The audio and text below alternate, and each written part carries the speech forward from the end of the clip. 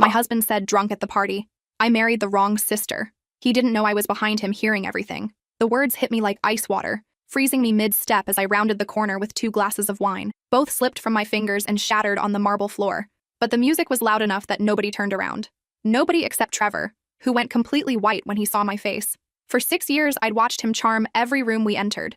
Tonight was his firm's annual gala, and I'd worn the emerald dress he'd picked out, the one that made me look like my sister. That should have been my first clue. My sister Violet. Beautiful, brilliant Violet who dated Trevor first, back in college. She'd dumped him after 3 months, calling him boring and predictable. Then she'd moved to Paris, leaving Trevor heartbroken and me picking up the pieces during study sessions that turned into coffee dates that turned into something more. We married a year after she left. She didn't come to the wedding. Too busy, she'd said over a crackling video call. But I'd seen something in her eyes that I'd chosen to ignore. Trevor tried to follow me when I fled to the bathroom, but I locked the door and called my sister for the first time in 3 years. She answered on the first ring. "He called you, didn't he?" she said immediately. No hello, no surprise in her voice. "What do you mean he called me?" "I'm calling you," I said, my voice cracking. Silence stretched between us. Finally, she sighed. "He's been calling me for the past 4 years. Emails too. Letters sent to my apartment in Paris. I never responded, but he never stopped trying. The bathroom wall seemed to close in. 4 years. Since right after we'd gotten married. Why didn't you tell me?" "Because you seemed happy," she whispered. "Because I didn't want to be the sister who destroyed your marriage." I emerged from the bathroom 40 minutes later. Trevor was waiting, his face pale and pleading. "I was drunk," he started. "I didn't mean it. You know I love you. Do you?" I asked quietly. "Or do you love the idea of her, and I'm just the consolation prize who actually said yes?" The way his face crumpled told me everything I needed to know. That night, I moved into our guest room. The next morning, I found his laptop open on the kitchen counter. He'd forgotten to log out of his email. I told myself I wouldn't look, but I looked anyway and found a folder labeled V containing 847 messages. All of them sent to my sister, who'd spent years protecting me from the truth. The most recent was dated 2 days ago. "I'm going to tell her," it read. "I can't keep pretending anymore." My hands shook as I scrolled through years of obsession. Photos he'd saved of her. Comparisons between us that made me feel sick. The worst part was the dates. Our anniversary. My birthday. The day I'd miscarried our first pregnancy while he'd been composing poetry about her eyes. When Trevor came downstairs, I had the laptop waiting. "I want you to leave," I said calmly. He left an hour later. I called my sister back, and this time we talked until sunrise. She booked a flight home for the first time in 6 years, arriving the next evening with 2 suitcases and determination in her eyes. We were sitting in my living room, drinking wine and piecing together 6 years of lies, when my phone rang. It was Trevor's mother, her voice cold and sharp. "I don't know what you think you found," she said, "but Trevor's father is putting him up for partner next month. A divorce right now would destroy everything we've worked for. Whatever little tantrum you're having, get over it." I hung up on her. That's when my sister said the words that changed everything. "I need to tell you something else. Something I should have told you years ago. The reason I really left." Her hands were shaking as she pulled out her phone and showed me a video dated 7 years ago, the night before my wedding. The video started with shaky footage of a hotel hallway. I recognized it immediately. The Fairmont, where we'd held my rehearsal dinner. The timestamp read 11:47 p.m. My sister's voice came through the speaker, breathless and panicked. "I'm going to his room," she was saying to someone off camera. "I need to talk to him one more time. Tell him this is wrong." The camera followed her down the corridor. She knocked on a door. Room 412. Trevor's room. He'd stayed there the night before our wedding because of some stupid tradition about not seeing the bride. The door opened. Trevor stood there in pajama pants and a t-shirt, his hair messy. His face changed when he saw her. "Violet," he said.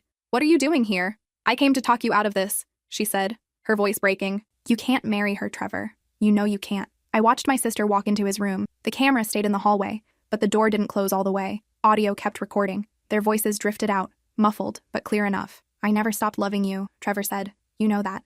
But you left. You chose Paris over me, because you weren't right for me," she said. "But that doesn't mean you're right for my sister. She deserves someone who loves her completely. Not someone settling for second best." "I'm not settling," he insisted, but his voice wavered.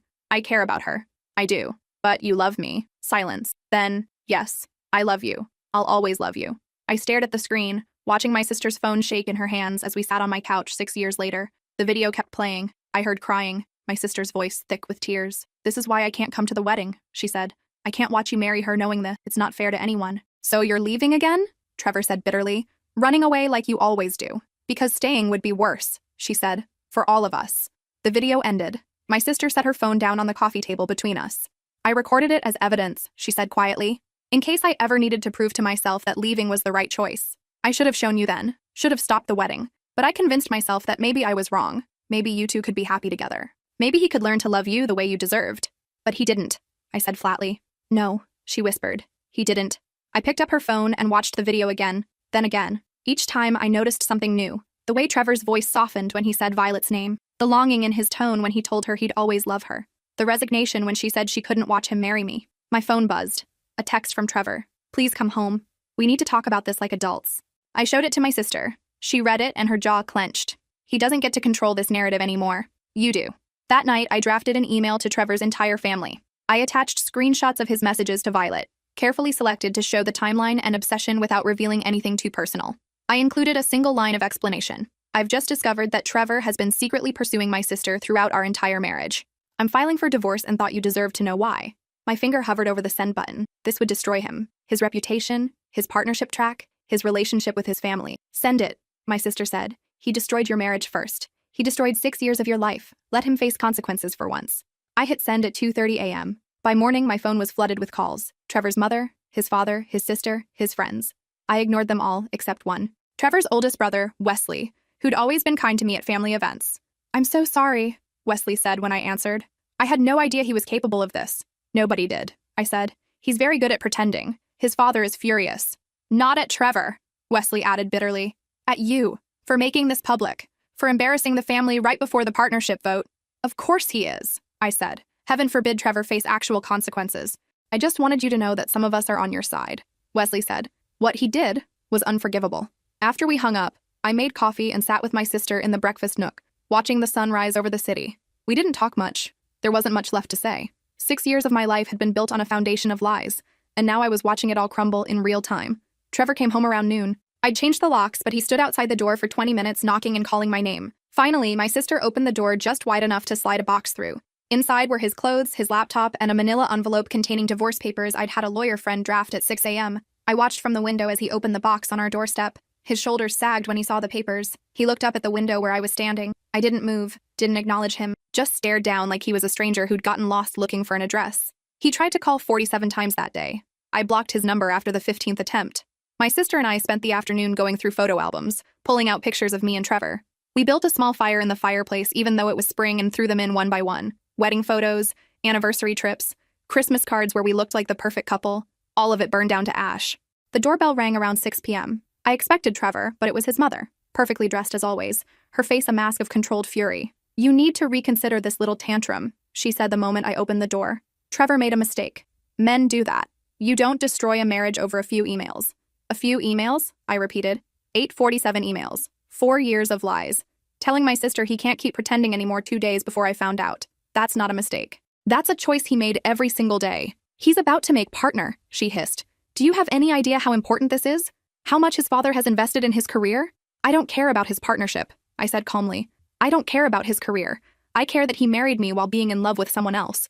I care that I wasted 6 years of my life on a man who was just settling. You're being dramatic, she snapped. Every marriage has problems. You work through them. You don't run to your sister and make a spectacle of yourself. My sister appeared behind me in the doorway. Actually, she said, her voice cold as ice, I think running to me is exactly what she should have done 6 years ago. Before your son manipulated her into marrying him while secretly obsessing over me. Trevor's mother's face flushed. You, she spat. This is all your fault.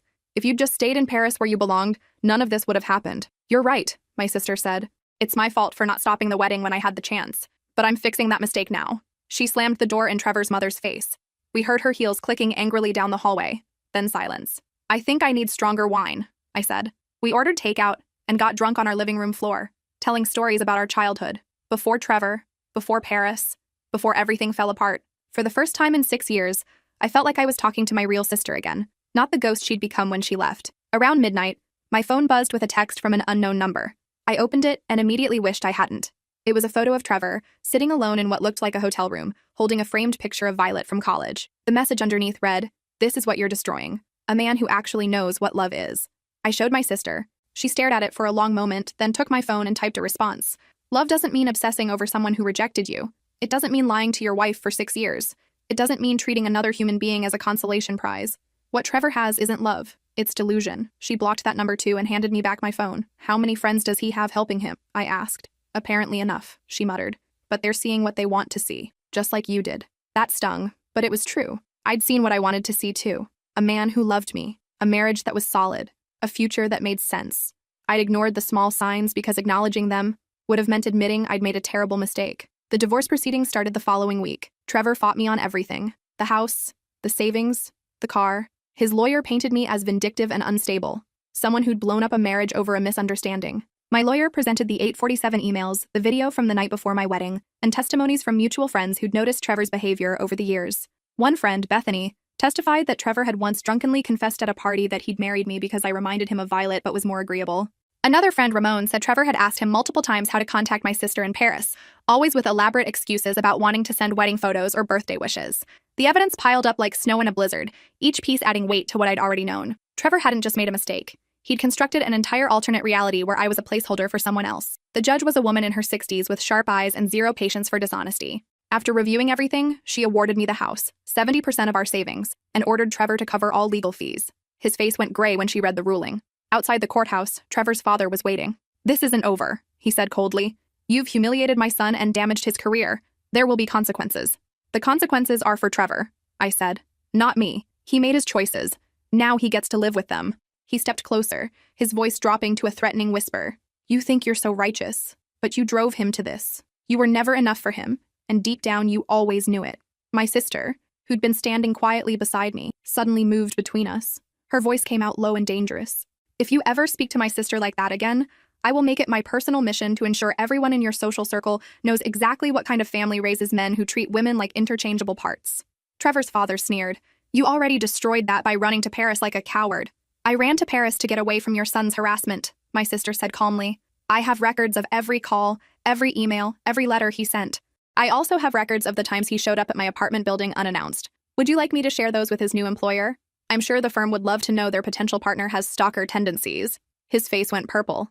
"You're bluffing. Try me," she said. He left without another word, and we stood there in the courthouse parking lot, watching him drive away in his expensive car. My sister was shaking. I put my arm around her shoulders and pulled her close. "I didn't know he'd shown up at your apartment," I said quietly. "Twice," she admitted. "The first time was about a year after you got married. He said he was in Paris for work and just wanted to catch up. I told him to leave. The second time was 6 months later. He brought flowers and said he needed closure. I called the police. Why didn't you tell me? Because you seemed happy," she said again, her voice breaking. "And I thought if I just kept refusing him, eventually he'd give up and commit to you properly. I thought I was protecting you by handling it alone." "You were protecting me," I said.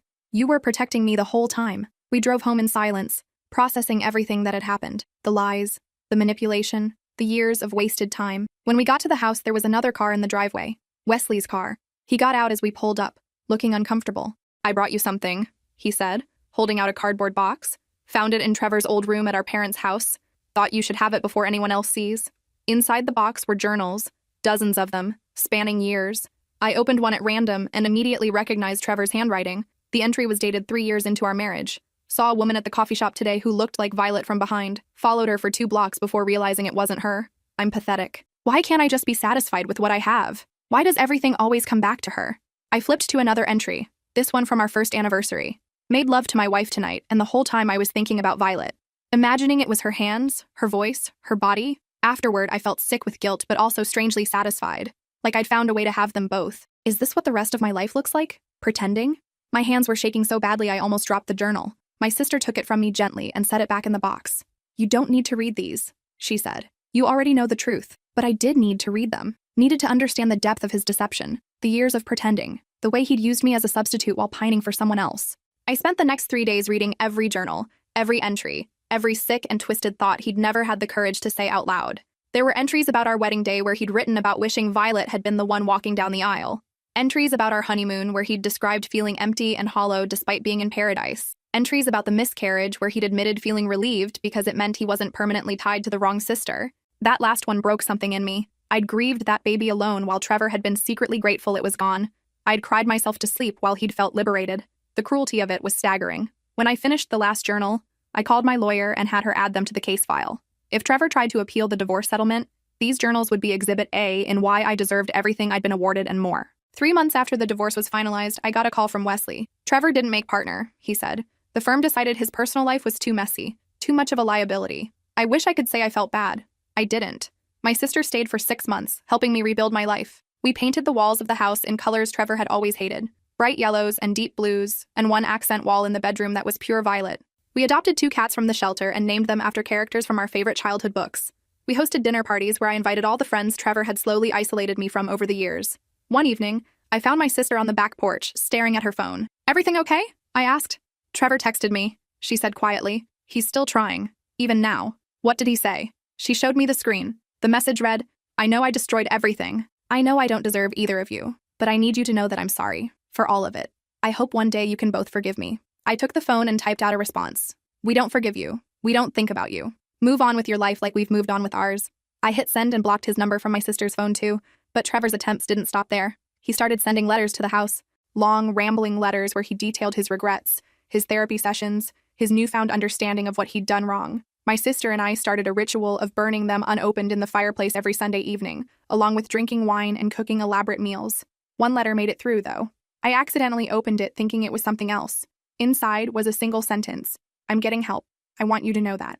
I showed it to my sister. She read it and sighed. He wants absolution, she said. Wants us to pat him on the head and tell him he's a good boy for finally going to therapy. That's not our job, I said. No, she agreed. It's not. But something about that letter stayed with me. Not because I felt sorry for Trevor or because I thought he deserved forgiveness, but because it made me realize how much anger I was still carrying, how much space he still took up in my head, despite being out of my life. I started therapy myself a month later. Spent sessions unpacking the marriage, the lies, the feeling of being chosen second. My therapist was a woman named Dr. Ramona Chen, who specialized in trauma from emotional abuse. What Trevor did to you wasn't just dishonesty, she explained during one session. It was a systematic erosion of your self-worth. He made you question whether you were enough, whether you deserved real love, whether your instincts could be trusted. I never thought of it as abuse, I admitted. Most people don't, she said, because it doesn't leave bruises you can see. But the damage is real. The work to heal from it is real. I spent a year in therapy, slowly rebuilding my sense of self, learning to trust my judgment again, learning that being chosen second didn't mean I was worth less. It meant Trevor was broken, not me. My sister moved back to Paris eventually, but this time we stayed connected. Video calls every week, visits every few months. A relationship rebuilt on honesty instead of secrets. 2 years after the divorce, I started dating again. Nothing serious at first. Coffee dates with men from work, dinners with guys I met through friends. Nobody special, nobody who made my heart race. Just practice at putting myself out there again. Then I met someone at the library. A regular patron who came in every Tuesday afternoon to work on his dissertation. His name was Graham, and he had kind eyes and a habit of leaving sticky notes in books with encouraging messages for the next reader. We started talking during his visits. Just small conversations at first. About books, about his research on environmental policy, about the weather. He asked me out after 3 months of weekly conversations.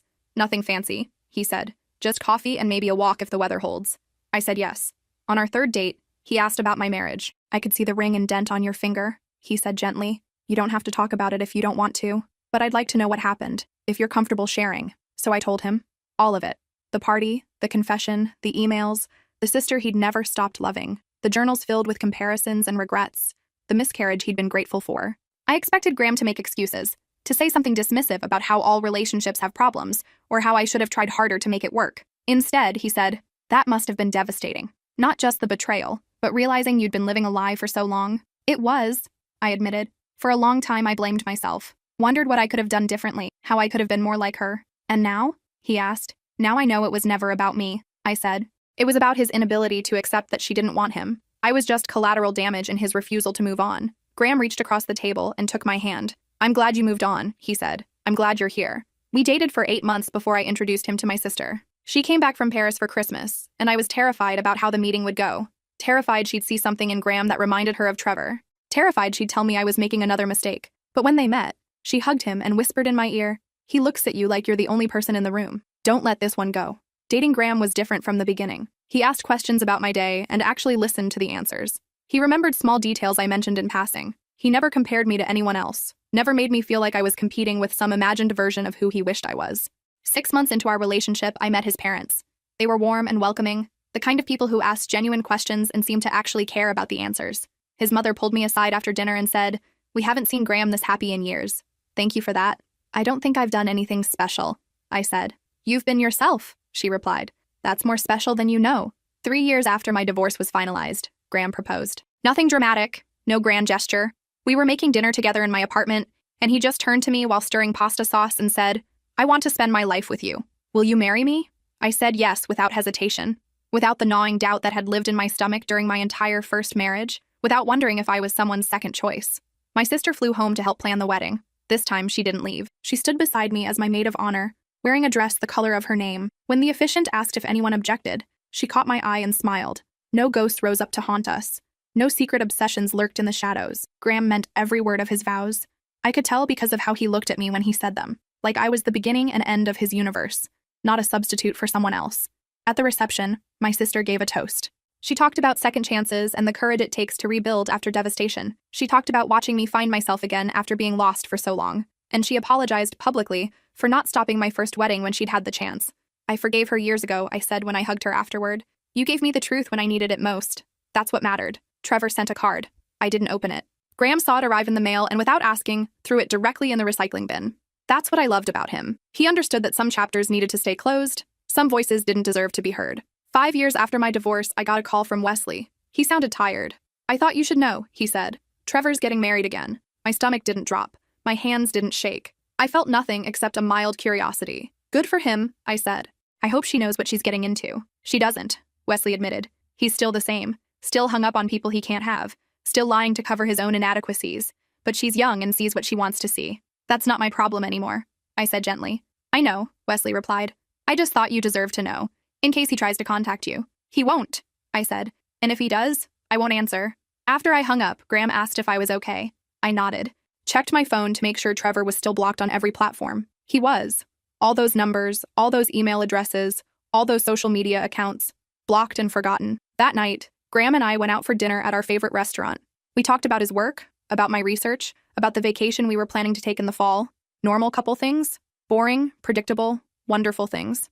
I thought about Trevor across town, marrying someone new while still carrying the same broken parts that had destroyed us.